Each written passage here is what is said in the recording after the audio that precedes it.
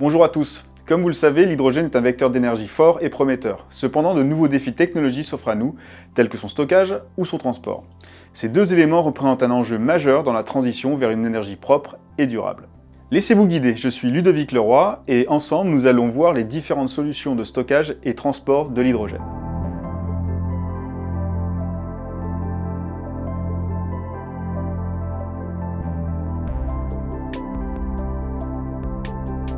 Comme nous l'avons déjà vu, l'hydrogène est un vecteur énergétique prometteur, mais qui par ses propriétés physiques présente des défis en matière de stockage et de transport. C'est pour ça qu'aujourd'hui, scientifiques et ingénieurs travaillent pour développer des solutions innovantes et tout particulièrement dans ces domaines. Dans cette vidéo, nous examinerons les différentes méthodes de stockage et transport de l'hydrogène, nous parlerons de compression, de liquéfaction, mais également de formes chimiques transformées et enfin des matériaux de stockage solides. Voyons comment chacune d'entre elles contribue à façonner notre avenir énergétique durable, que ce soit dans un modèle de production centralisé ou décentralisé. Commençons par le modèle de production centralisé. C'est une production massive à côté de grandes installations énergétiques, des installations de stockage industrielles au départ et à l'arrivée, de grandes infrastructures pour le transport par bateau ou pipeline. Quant à lui, le modèle de production décentralisé, c'est des stations de remplissage de véhicules hydrogène constituées de petits électrolyseurs, des compresseurs qui remplissent des réservoirs tampons sous pression. C'est également des usages industriels de l'hydrogène en petite quantité avec une production sur site.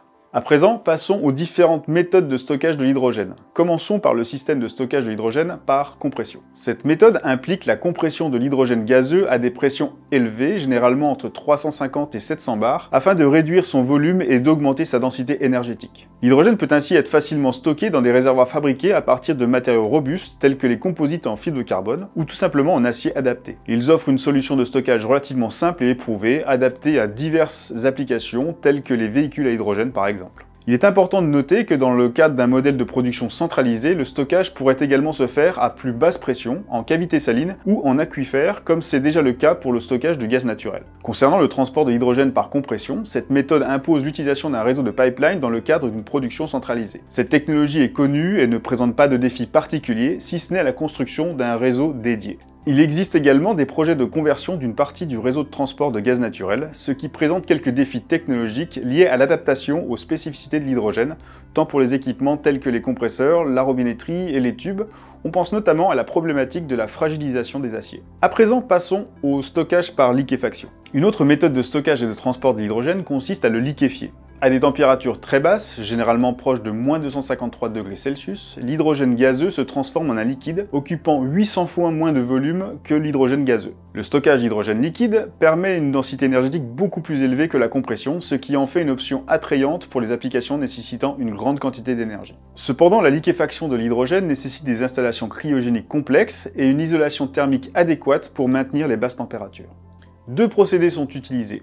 Le cycle de Claude. Il consiste d'abord en un pré-refroidissement de l'hydrogène gazeux par un échangeur de chaleur à azote liquide. Le gaz froid est alors comprimé et ensuite détendu dans des conditions adiabatiques. La succession de telles compressions détentes poursuit le refroidissement du gaz dont une partie est utilisée pour contribuer à l'abaissement de la température du système. En d'autres termes, l'hydrogène est en partie son propre réfrigérant. Parlons maintenant du cycle de Brayton. Il utilise un réfrigérant séparé, l'hélium, le seul gaz à se liquéfier à une température plus basse que celle de l'hydrogène. Maintenant que nous venons de voir le stockage par liquéfaction, attardons-nous sur un système de stockage diamétralement opposé, les matériaux de stockage solide. Les matériaux de stockage solide sont une voie de recherche prometteuse pour le stockage de l'hydrogène. Ils permettent de piéger l'hydrogène dans leur structure cristalline, offrant une capacité de stockage élevée à des pressions et des températures ambiantes. Parmi les matériaux les plus utilisés, citons les hydrures métalliques, les nanomatériaux et les structures poreuses telles que les MOF, métal organique. Ces matériaux offrent des avantages potentiels tels qu'une meilleure sécurité et une densité énergétique accrue.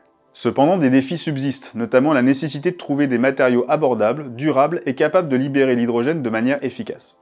À présent, passons au système de stockage de l'hydrogène sous forme chimique. Il existe deux principaux procédés de stockage, l'un sous forme d'ammoniac, l'autre sous forme de méthanol. Commençons par le stockage de l'hydrogène sous forme d'ammoniac. L'ammoniac, NH3, est un composé chimique qui peut être produit à partir d'hydrogène et d'azote. L'ammoniac présente plusieurs avantages pour le stockage de l'hydrogène. Tout d'abord, il a une densité énergétique élevée, ce qui signifie qu'il peut contenir une grande quantité d'hydrogène par unité de volume. De plus, l'ammoniac est liquide à la température modérément négative de moins 34 degrés Celsius et pression ambiante, ce qui facilite son stockage et son transport par rapport à l'hydrogène gazeux ou liquide. Lorsque l'ammoniac est traité avec un catalyseur approprié, il peut libérer de l'hydrogène sous forme de gaz, prêt à être utilisé comme une source d'énergie. Passons à présent au stockage sous forme de méthanol. Le méthanol, CH3OH, peut être produit à partir d'hydrogène et de dioxyde de carbone par des procédés de capture et d'utilisation du CO2, contribuant ainsi à la réduction des émissions de gaz à effet de serre. Lorsque le méthanol est décomposé à l'aide d'un réformeur catalytique, il libère de l'hydrogène qui peut être utilisé comme source d'énergie. De plus, le méthanol est un liquide à température et pression ambiante, ce qui facilite son stockage et son transport. Il est à noter que le méthanol semble être un combustible de choix dans le transport maritime. Pour conclure, même si l'hydrogène est un gaz bien connu pour ses diverses applications telles que le raffinage, la chimie ou le spatial, il reste de nombreux défis techniques à relever pour en faire un vecteur énergétique fort. Approfondir et développer de nouvelles compétences dans ses utilisations sont et seront capitales pour relever les défis actuels et futurs.